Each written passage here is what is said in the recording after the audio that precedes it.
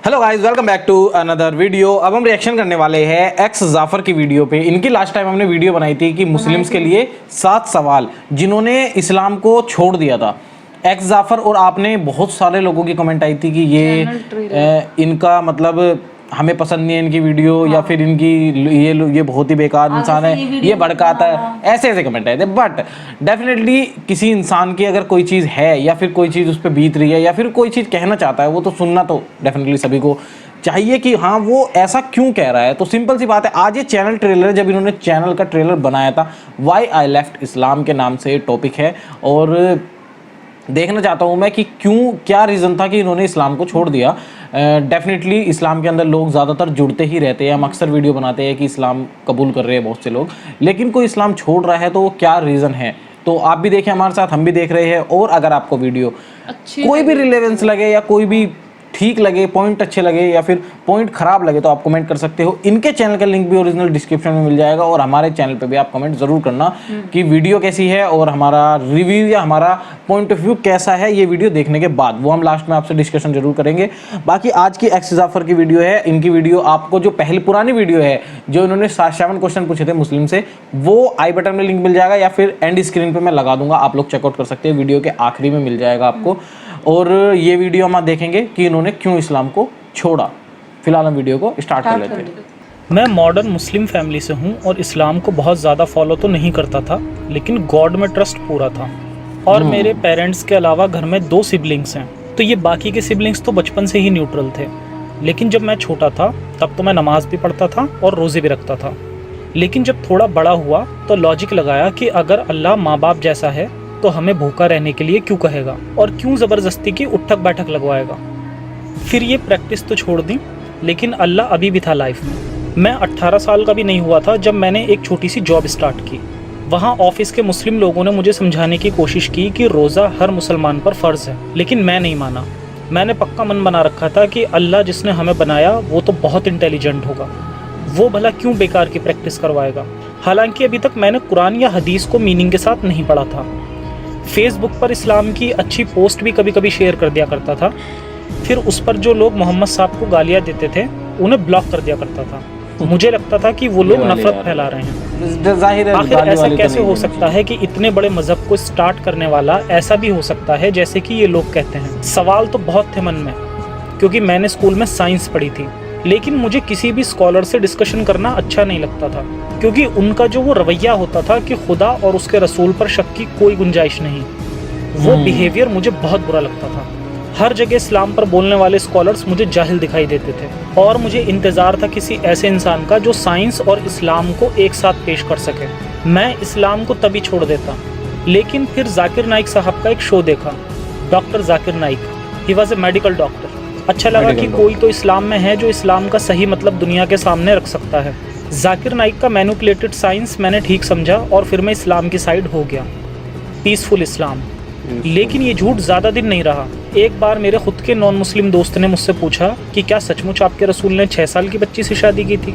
मैंने बोला नहीं भाई, ऐसा नहीं हो सकता, ये सब नफ़रत फैलाने वाली बातें हैं।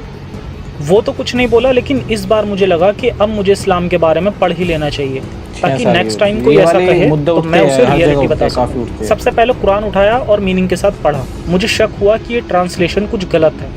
फिर जब मैंने कुरान से रिलेटेड तफसीर पढ़ी तो मैं शॉक्ड हो गया। फिर मैंने बाकी हदीसें भी पढ़ी, आयशा का किस्सा पढ़ा, गुलाम औरतों के बारे में पढ़ा, 72 हूर, 3 तलाक, हलाला जैसी चीज़ें।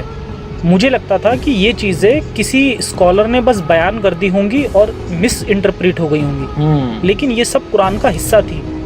साइंस की तो धज्जियाँ उड़ी हुई थी। मैं बहुत डिप्रेस्ड हो गया कि ये क्या है, ये है इस्लाम। फिर मैंने इन सब बातों पर बड़े बड़े उलेमाओं के जस्टिफिकेशंस देखे, लेकिन मैं सेटिस्फाई नहीं था। जितना जस्टिफिकेशंस देखता था उतना ज़्यादा इस्लाम से नफरत होती जा रही थी। अब जो बातें अंदर दबी थीं वो भी बाहर आने लगी कि इतने सारे मज़हब क्यों हैं और हर कोई अपने मज़हब को सच्चा क्यों मानता है। मैंने कॉस्मोलॉजी पढ़ी जो कभी स्कूल में नहीं पढ़ी थी, फिज़िक्स, केमिस्ट्री, बायोलॉजी सब पढ़ा। इन सब को पढ़ने से मेरा अल्लाह भी मुझसे छूट गया।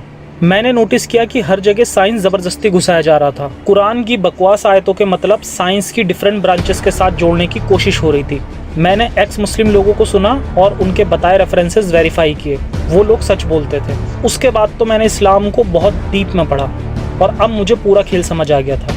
ये एक बिजनेस था जिसे बनाए रखने के लिए कुछ लोग इस पर काम कर रहे थे, जो सच बोलने वालों की जान भी ले लेते हैं, और वो भी इसी सिस्टम के थ्रू।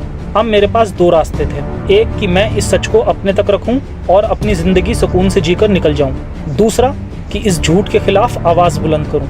आवाज़ बुलंद करना ही मुझे इंसानियत लगा, लेकिन मैं समझ नहीं पा रहा था कि ये कैसे पॉसिबल होगा। फिर जब देखा कि सोशल मीडिया से लोग इसे ऑलरेडी कर रहे हैं, तो मैं भी आ गया उनका साथ देने और इस झूठ से लड़ने। अब ये लड़ाई तो मैंने शुरू कर दी है, लेकिन मैं इसे अकेले नहीं जीत पाऊंगा। इस लड़ाई को तभी जीता जा सकता है जब ज़्यादा से ज़्यादा लोग इस लड़ाई का हिस्सा हों, क्योंकि लड़ाई जिससे है वो जिस्मानी और दिमागी ताकत में भी हमसे किसी तरह कम नहीं है। इनके पास कमांडर्स हैं जिनकी बातों में इतना दम होता है कि कोई भी आसानी से इनके जाल में फंस जाए। इनके पास लोगों की भीड़ होती है जो कमांडर्स के एक इशारे पर कभी भी किसी भी ताकत को कुचल सकती है। इनके पास पैसा है, हथियार है, ताकत है, और सबसे बड़ी बात, एक झूठा खुदा भी उनके साथ है। दूसरी तरफ हमारे साथ सिर्फ और सिर्फ सच और इंसानियत है। याद रहे, ये लड़ाई एक ख्याल से है, एक आइडियोलॉजी से है जो इंसानियत के खिलाफ है। ये भी याद रहे कि लड़ाई अगर लोगों से हो तो उसे उन लोगों को मारकर जीता जा सकता है, लेकिन लड़ाई अगर किसी ख्यालात से हो तो उसे जीतना बहुत मुश्किल होता है। जीत हमेशा सच्चाई की ही होती है, और अगर जीत सच्चाई की ना हो तो समझो कि लड़ाई अभी बाकी है। तो आइए मेरे साथ और खड़े हो जाइए अपनी जनरेशन्स को एक सुनहरा कल देने के लिए। सपोर्ट कीजिए मुझे और मेरा पैगाम सही जगह पहुंचाने में मेरी मदद करें, ताकि आने वाला कल इंसानियत का कल हो और साइंस का कल हो। जय हिंद, साइंस हाफिज।